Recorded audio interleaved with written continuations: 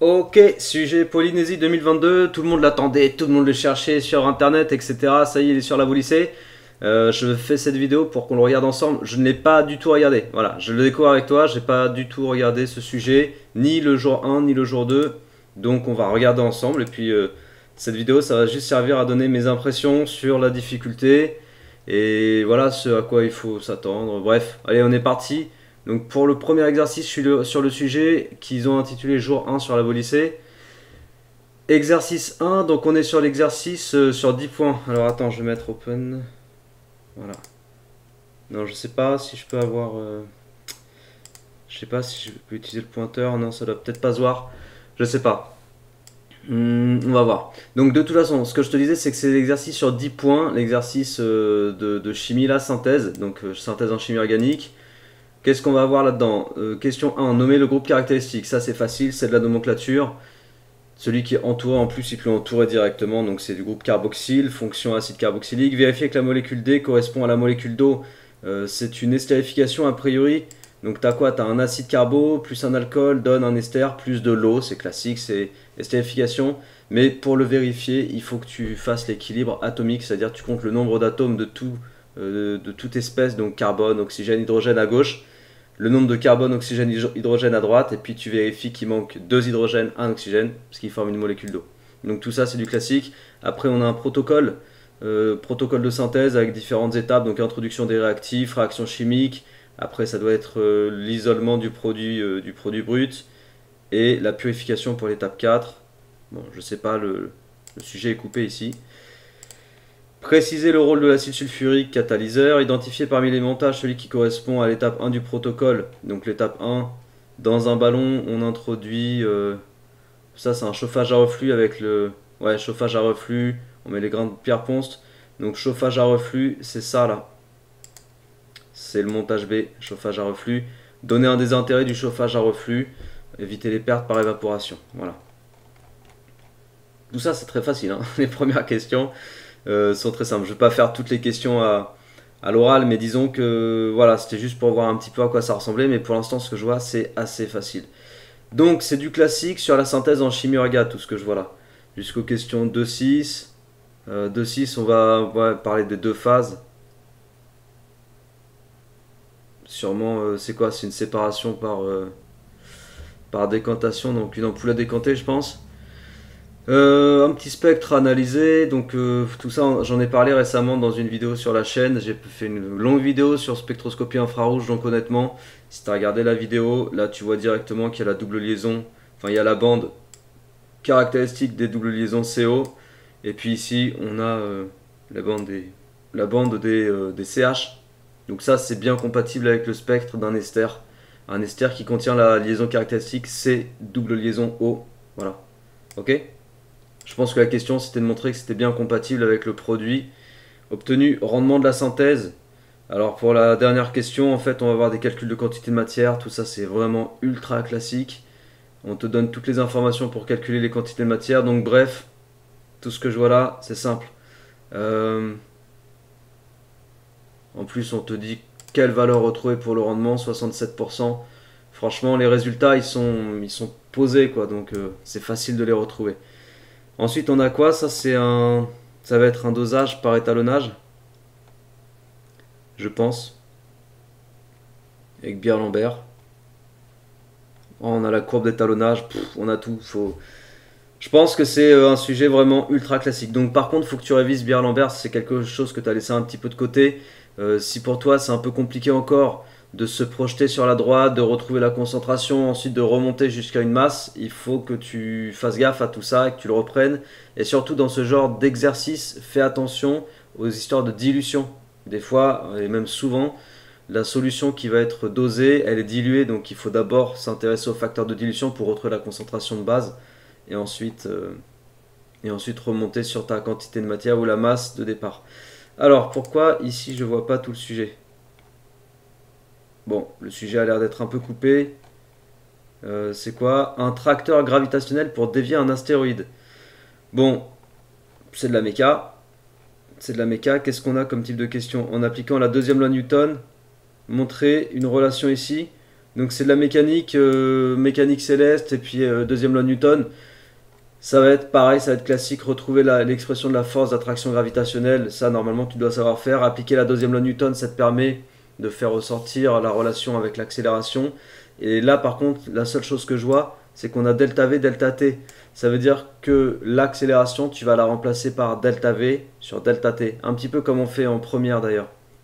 Je pense que c'est ça, hein, j'ai pas fait l'exo, mais à voir ce qu'il faut retrouver comme résultat, à mon avis, c'est ce qu'il faut faire. Ok, bon bah c'est... Ouais, là il y a la troisième loi de Kepler aussi, donc on va parler de la troisième loi de Kepler dans l'exercice. Retrouver la période de révolution, donc révise bien l'histoire des périodes de révolution dans le contexte de la troisième loi de Kepler, c'est important.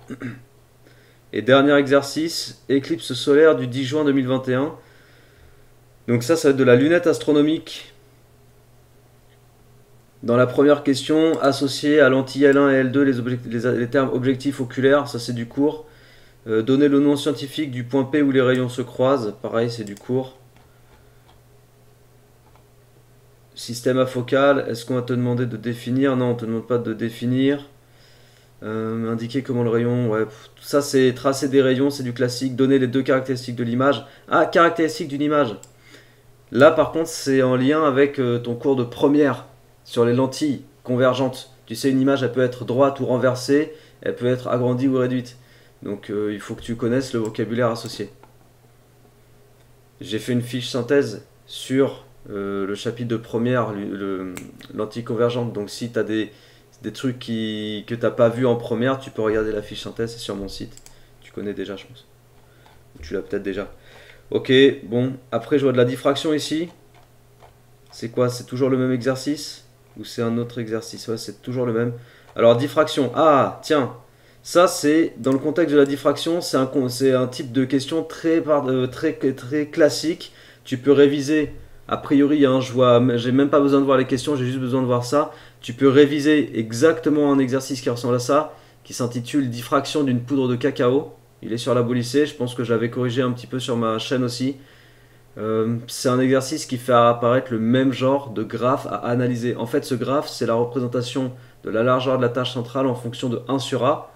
Et d'après la relation que tu mets en place hein, mathématiquement, L et 1 sur A sont proportionnels. Le coefficient de proportionnalité, c'est 2D lambda. Et le coefficient de proportionnalité, c'est le coefficient directeur de la droite. Tu vois? Donc en allant retrouver le coefficient directeur de la droite sur le graphique, tu peux ensuite déduire lambda. Voilà, c'est la question qui est ici. On te demande de retrouver, en fait, on te demande de donner l'expression du coefficient k en fonction de lambda et d, et après de retrouver lambda. C'est exactement la question posée dans le sujet diffraction d'une poudre de cacao. C'est tellement classique. Et dernière partie, c'est du son, donc onde acoustique. Ok? Donc ne laisse pas de côté les ondes acoustiques, ni la lunette astro. Tu as vu dans ce sujet, on a onde acoustique et lunette astro. Donc même si c'était l'exercice que tu laissais de côté, voilà, si c'est un exercice que tu avais envie de faire, faut que tu puisses être à l'aise sur lunette astro et onde acoustique. Allez, sujet jour 2. L'exercice sur 10 points, c'est encore de la chimie. Donc ça veut pas dire que toi, l'exo sur 10 points, ça va être de la chimie. Ça veut juste dire que la chimie, c'est un bon contexte, un bon thème pour construire des exos approfondis, larges, complets. Puisque en chimie, tu peux mettre plein de choses. Tu peux aussi faire des exos de 10 points sur la physique, hein, on en a vu en 2021. Dans les sujets 2021, il y a des exos de 10 points sur la physique, mais avec plusieurs parties du coup. Une partie de méca, une partie sur RC, tu vois, je pense à un exercice là, sur le lancer de gerbe de paille. C'était ça typiquement. Il y avait trois parties dans l'exercice sur 10 points. Mais là, un exo de chimie, du coup, tu peux faire un gros bloc. Alors ce que je vois ici, ce qui me marque tout de suite, c'est que là on te parle d'un diacide. Tu vois, un diacide fort, AH2. Attention au diacide. Diacide, tu peux céder 2 protons. Triacide, tu peux céder 3 protons. Donc en gros, là, quand tu vas devoir écrire l'équation qui modélise la transformation, il y a un coefficient stoichiométrique égal à 2. Il faut faire gaffe à ça. Attention à la question 1,4. Diagramme de distribution, il faut se souvenir que l'intersection des courbes, les abscisses, ça correspond aux valeurs pKa pour les couples considérés. Donc là, tu peux lire graphiquement 2 pKa. Tiens, voilà, on a même la lecture faite par l'élève qui a filé le sujet.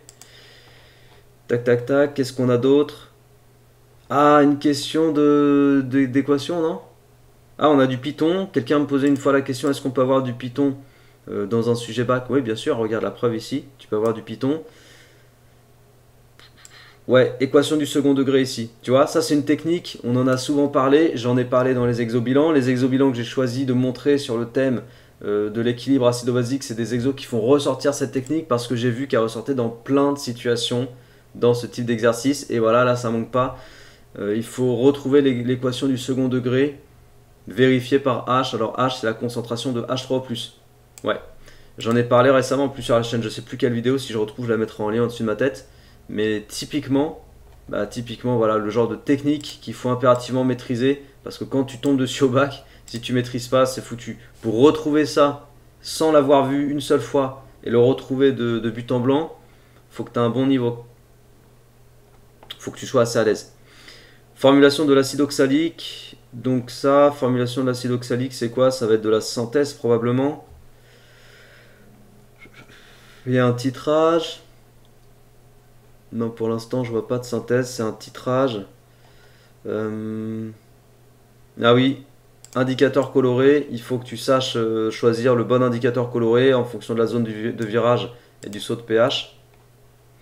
Circuit RC, qu'est-ce qu'il demande? Remettre en place l'équation différentielle, ouais, ici, déduire l'équation différentielle, loi d'Ohm, expression de l'intensité, donc ça c'est les relations qu'il faut savoir remettre en place. Loi d'émail, application de la loi d'émail pour ressortir la relation entre les tensions. Donc de l'ultra classique sur les 4 questions là que je vois ici. Vérifier que la solution est de cette forme là. Donc soit tu pars de la forme qu'il propose et tu remplaces dans l'équation différentielle pour retrouver E sur RC. Soit tu pars de l'équadif et tu retrouves directement l'expression de la solution. Après il y a de l'interprétation graphique. Pour retrouver la valeur de la capacité, ouais, c'est ce que je te disais une fois en vidéo. Très souvent, en fait, ce qu'on va te demander sur les graphiques, c'est de retrouver taux. Et à partir de taux, tu peux déduire la valeur de C, puisque taux égale RC, donc C égale taux sur R. Et en gros, pour retrouver taux, il faut utiliser la méthode de l'asymptote et de la tangente en 0. Le point d'intersection, son abscisse, c'est taux. Ça, j'en ai parlé sur la chaîne aussi, je l'ai montré, je l'ai même démontré.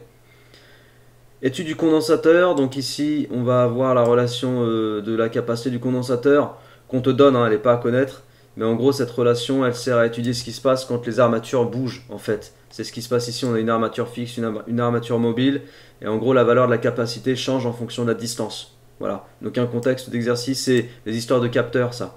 C'est un contexte d'exercice assez classique, donc ça c'est bon. Exercice suivant, c'est la mécanique. Pareil, mécanique céleste, encore loi de Kepler, interaction gravitationnelle, deuxième loi de Newton.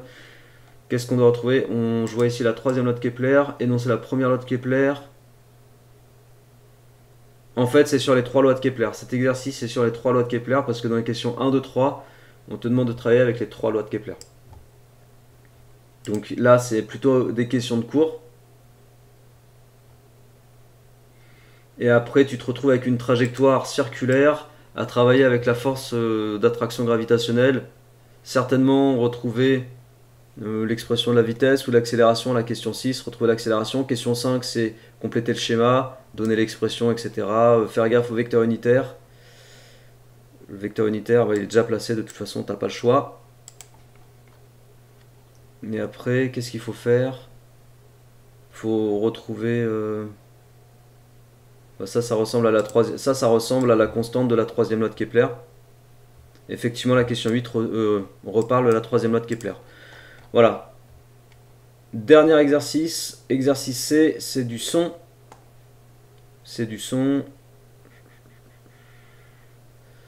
Donc la relation du son, la relation de l'intensité avec la puissance, l'atténuation géométrique, et puis on a des calculs d'incertitude. Ouais, ça doit pas être très compliqué, retrouver une atténuation. Ça doit pas être très compliqué cet exo. Ok, bon, donc de toute façon, moi je vais les faire. Alors je te dis pas que je vais les corriger avant l'épreuve du bac de la semaine prochaine. On est le 6 là, 6 mai.